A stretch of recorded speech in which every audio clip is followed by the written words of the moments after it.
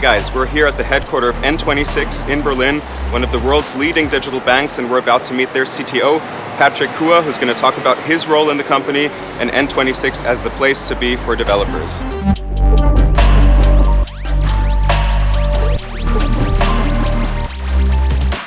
The vision of N26 is really to build the mobile bank the world loves to use. So we really want to sort of innovate around the way that people access financial services.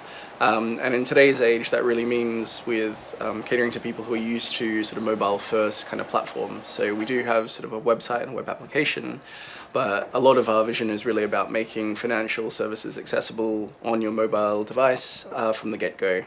I think it's a really big challenge because particularly in Europe, it's a lot more traditional, where people are used to going into a branch. They're maybe used to maybe less user-friendly interfaces on the web, and then some people are starting to offer mobile applications, but it's not really a very good user experience. So our focus is really about sort of creating this sort of bank that people love to use, but having a sort of branchless bank that's accessible from the phone. So my story kind of starts quite a long time ago. So I've been working in industry for probably about sort of 16 years. I studied actually a sort of commerce and IT degree, so I've studied some business, but I sort of fell in love with, I guess, what you could do with programming and sort of that spark of what you could actually create and deliver from sort of typing some lines into a sort of computer and then sort of seeing some result. I think there's something really nice about software, which is about this sort of problem solving and elegance when you actually see something working. And a lot of frustration building up to that, of course, until you get it all working.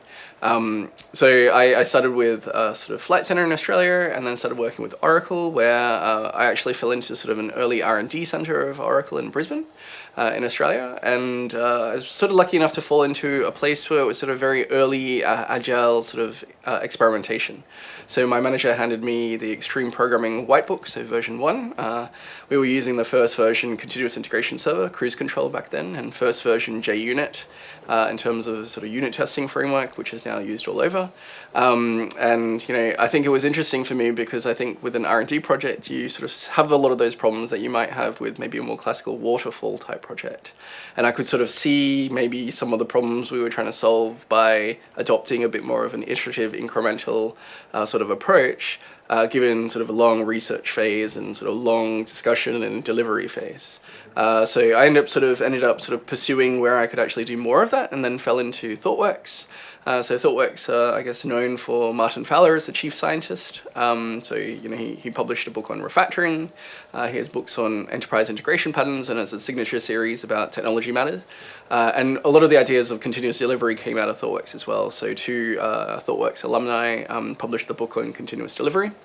And I ended up working with lots of different clients, lots of different industries for sort of 14 years. So I think I'm kind of lucky because as a consultant, I've sort of seen, you know, everything from a very traditional bank, and that's what I don't want us to become, all the way to sort of small, nimble startups and this sort of delivery approach and sort of everything in between. And I think my role as a sort of CTO here is interesting because as we grow as a sort of company, it's all about sort of change. And I think as a consultant, I have a lot of sort of practice of helping introduce change in a way that people understand why it's solving problems. So, you know, our company is going through quite a lot of rapid growth, not just customer growth. So I joined in September last year. We had 450,000 sort of customers. We now have more than 1 million across Europe, and it's just accelerating. So it's very exciting. And our team needs to grow as well as a result. And what works well, I think, for a sort of team that's maybe 30 person isn't going to work at like 100 person sort of organization and beyond as well. So I think I'm kind of lucky and thankful that I've seen maybe how other organizations have tried to tackle this, and I get to actually influence this and create a really good environment for our engineers to sort of work. I'm kind of passionate, I guess, about sort of technical leadership, and that's a personal interest of mine. So as an engineer, I think I recognized when I got first thrown into a leadership role, what you sort of do as an engineer writing code doesn't really prepare you with having to deal with lots of people. And I really have made it sort of my own personal goal of helping people in that transition of sort of what I say going from a sort of maker mode to sort of a multiplier mode. And that's something that I actually run here, a sort of tech lead development program of helping people will sort of move away from individual contribution into a sort of multiplier kind of role. And that's something that I've sort of published a book on, and also ideas around sort of evolutionary architecture, which is also kind of about how you continually to evolve software. So working in agile methods, at some point people sometimes feel it can get really slow, and that's often because they're not really thinking about what are the architectural constraints and optimizing for change. And so that's another sort of personal topic of mine that I'm trying to apply here, so that we can continually to evolve our services and architecture as we evolve our product offerings. My day is quite random, so a significant portion of what my time is spent is definitely recruiting. So as we are sort of growing, we want to find the best engineers. And I sort of focus on engineers rather than programmers, because for us, we really, we are a bank, and we want people to care about quality code. We want people to care about the ecosystem of when they deploy services and they make changes. We want it to be easily observable, deployment friendly, and it's this engineering mindset which we really look for in sort of new people. So I do a lot of recruiting from that side. Some days it's thinking about like where are we going as an organization and trying to set the direction. So I spend a lot of time with my team trying to help them sort of think about moving forward, and I think that's the goal or the purpose of a leader, is to make sure there's alignment and making sure that we move in the same sort of direction. And so that sort of changes over time. At the same time, some of my days are sometimes actually going in and sort of doing a sort of architectural review, or sitting with a team and sort of talking about technical sort of matters, so I can sort of get involved. Obviously, the value that I add isn't necessarily writing code and writing features, but I can also help with some of those maybe arbitration kind of topics. I think people would be surprised when they come to N26, in that I think when most people think about a bank as engineers, they think, oh, heavyweight processes, we just can't get anything done. And I think that's the biggest difference as to what we've tried to create here, is that we are really trying to balance the sort of quality process of building software and the ability to ship products. So I think one of the really amazing things that motivates our engineers is that a lot of people are definitely sort of customers first, and I think engineers get that buzz out of building something, seeing something that they can play with, seeing something that their friends and family get to use, and sort of being very proud of, I worked on these features or the backends for these features, and sort of seeing that go live. And so I think that's a huge sort of motivator for a lot of people here, because we have a big impact, and it's getting bigger every day, with reaching more than 1 million users across Europe. Yeah, being a part of that is really exciting. I think in terms of the development stack, I think people are very surprised when they come in terms of how mature we are. So we do more than 100 deployments a week into a cloud provider. We have very good monitoring. We have very good sort of continuous delivery pipelines. So one of the benefits, I think, of being a bank is that we've had to put a little bit of process in that helps build quality into that process. And I think a lot of people think that regulation often just gets in the way. And I think we always really try to challenge that regulation about using modern practices of automation and sort of good engineering practices to understand how you actually provide better control in a bank. And what that means is that people can just ship a product. And so I think a lot of engineers enjoy that when they work here, in terms of sort of being cross-functional teams working on a particular product and really being able to ship product really rapidly. What roles developers play is kind of a variety. So I think for the most part, they're definitely building our sort of they're our bread and butter of how we build our product. I think the other side of our sort of development group is that they're very passionate about knowledge sharing. So I'm very proud of the very collaborative culture here. We have these 2 days called Get Stuff Done Days. And it's this kind of pragmatic attitude of get stuff done. And on Get Stuff Done Days, people can choose to sort of do personal development or play around with something that they've wanted to for some time, or just to fix something that's been nagging them for some time. And what's really interesting is that it's very unorganized in terms of, I just send an email out saying there are no meetings, people do whatever they like.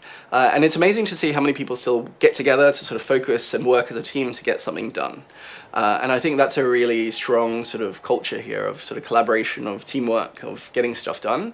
So this means for some people, spreading the skills that they have to other people. Software is so complex that you can't know everything. And so I think everyone here is really about sort of sharing knowledge, We're across now several floors, so our Slack channels are very active, and people are very helpful with sort of throwing in their ideas about how to maybe solve a particular problem or some sort of trick to sort of solve a problem easily. And I think that's a really nice thing about sort of our sort of engineering culture. We have a couple of learning kind of activities where, like on Friday afternoons, for instance, there's a video session where people get in a room and they watch like a conference video, and it's a bit of a discussion. And so that's something that engineers are also expected to do, which is to create this kind of learning culture. We provide people a personal development budget, but we don't tell people what they should learn because there's so many different things that people could learn. What we ask is that people actually practice and apply it in some way that it has value for them, because I think once you read about something and you don't do anything with it, it sort of atrophies. So we really also want to increase that sort of knowledge, sort of learning cycle at N26. Yeah, I think maybe in a lot of companies, developers maybe aren't celebrated, maybe because it's a focus on product. What we actually have is a sort of Friday celebrations here. It's whole company-wide. And anybody in any part of the business can actually sort of showcase what they've been doing. So tomorrow, when our sort of Get Stuff Done days actually finish, I expect probably a few teams, this has happened definitely in the past, to talk about maybe the cool things that they've been doing and to sort of showcase and highlight that. Obviously there's so many different things that are going on that we're also trying to find new ways of helping to celebrate that. And so I have a new Director of Software Engineering who's been brought in who will help us also do that. And there's a bit of a balance because obviously celebrating everyone's activities creates a lot of noise in the organization. So there's a bit of a balance that we're trying to strike about letting people sort of get acknowledged and to celebrate, but not overwhelm everyone with what's going on. I think my tip to developers who are trying to achieve something career-wise is just a hunger for knowledge. So one of our sort of company values here is this sort of drive value that we look for candidates. So, I think one of the flip sides of when you give, and I really believe engineers are sort of smart, talented, people who can solve things, is that you want to give people freedom.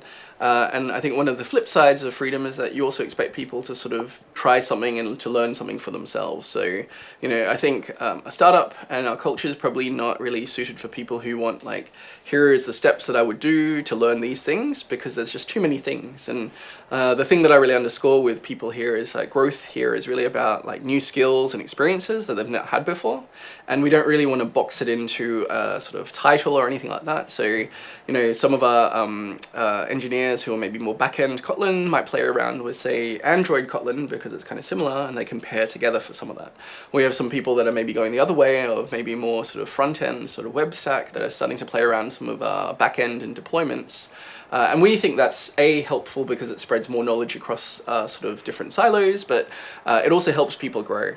But I think in order for people to grow, people have to be curious.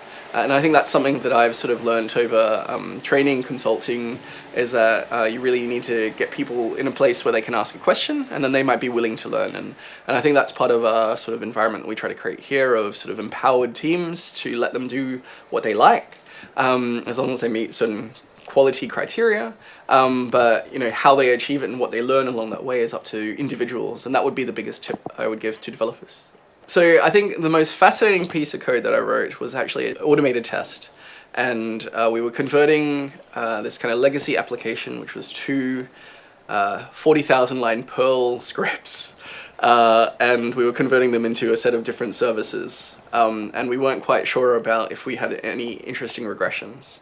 But the brilliant thing about Perl is that it's basically text in and out. And so I ended up writing a sort of automated test that could simulate all the sort of programs that the Perl scripts would interact with, and then generate all the possible combinations that might go through all the different programs, and then run it against our sort of replica to make sure that we didn't regress any sort of behavior. So that was kind of a fun sort of automated test sort of code that I was writing. We have infrastructure as code for the way that we automate our sort of infrastructure. So we're a big sort of fan of sort of the HashiCorp. So we use SaltStack for a lot of that, and we use Vault for security credentials. We use sort of JVM based, so we're mostly Java, and we're sort of moving to Kotlin now as a sort of platform backend. type of language. We use Jenkins for sort of deployments, which is pretty standard in today's kind of world. And then we have a whole plethora of different sort of logging tools and monitoring, but they sort of constantly change as the industry changes as well. We're sort of native on both mobile platforms, so Swift and Kotlin on iOS and Android. My vision for developers at N26, at least in the next sort of 5-10 years, is that I think one of the things that we have is an interesting set of microservices, a cloud platform, and a lot of automation. And my vision is actually to be the only bank in the world doing chaos engineering. So it's a new field of site reliability engineering. As a bank, we're obliged to do sort of business continuity management type of demonstrations as well. And I think we're in a really great spot to be able to start developing that capability. I don't think we're going to do it this year. I think that's quite the leap. I think for us, it's about sort of experimenting a little bit with what does it mean to do a chaos game day? What do we learn from resilience? And then how do we bed that into our sort of development process, and then eventually lead into a place where we can think about what this means for us in production.